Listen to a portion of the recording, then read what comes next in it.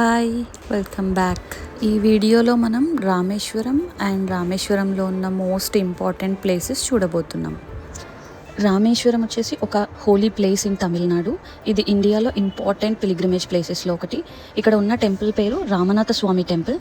ఈ temple lord శివాకి dedicate చేశారు. So mythology ప్రకారం లార్డ్ రామ ఇక్కడ లార్డ్ శివాని వర్షిప్ చేశారు అని నమ్ముతారు. అందుకే ఈ ప్లేస్ చాలా స్పెషల్. టెంపుల్లో వెరీ లాంగ్ కారిడార్స్ ఉంటాయి అండ్ ఆ కారిడార్స్లో నడుస్తుంటే మైండ్ చాలా ప్లెజెంట్గా ఉంటుంది. దర్శన్కి ముందు డెవోటీస్ అగ్నితీర్థంలో హోలీ బాత్ చేస్తారు.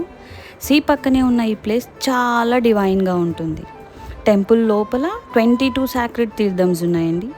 ఈ తీర్థంలో బాత్ చేస్తే సిన్స్ అన్నీ క్లియర్ అవుతాయి అండ్ హార్ట్ కామ్ అవుతుంది అనేది మన నమ్మకం. నెక్స్ట్ వచ్చేసి పంబన్ బ్రిడ్జ్. ఇది ఇండియాలో ఫస్ట్ సీ బ్రిడ్జ్ అని చెప్పచ్చు. ఇది రామేశ్వరంని మెయిన్ ల్యాండ్ ఇండియాతో కనెక్ట్ చేసే బ్రిడ్జ్. ఈ బ్రిడ్జ్ వచ్చేసి బే ఆఫ్ బెంగాల్ సీ మీద కన్స్ట్రక్ట్ చేశారు. ట్రైన్ వెళ్ళినప్పుడు సీ వ్యూస్ చాలా బ్యూటిఫుల్ అండ్ అమేజింగ్గా ఉంటాయి. ఆ క్లిప్ కూడా ఉంటుంది, చూసేయండి.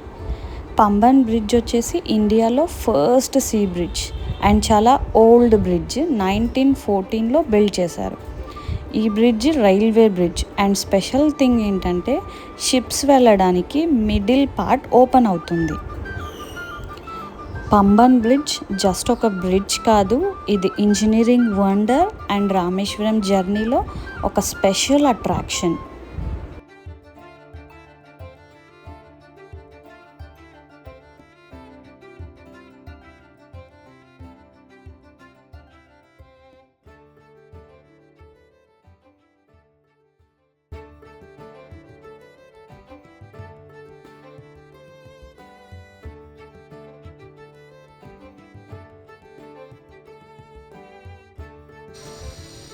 So according to Ramayana, Rama built Rama Setu from Rameshwaram to Sri Lanka to rescue Sita Devi.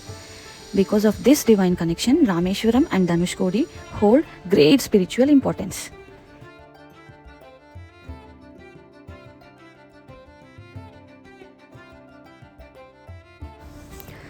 Pamban bridge దగ్గర నిల్చుంటే హిస్టరీ, మైథాలజీ అండ్ ఇంజనీరింగ్ అన్నీ ఒకేసారి ఫీల్ అవుతాయి. ఈ బ్రిడ్జ్ రామసేతు దగ్గర ఉండడం వల్ల ఇండియా శ్రీలంక స్పిరిచువల్ కనెక్షన్ని ఇంకా స్ట్రాంగ్గా చూపిస్తుంది. అండ్ నెక్స్ట్ వచ్చేసి ధనుష్కోడి.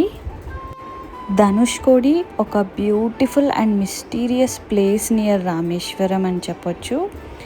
ఇది వచ్చేసి bay of Bengal and Indian ocean కలిసే ప్లేస్.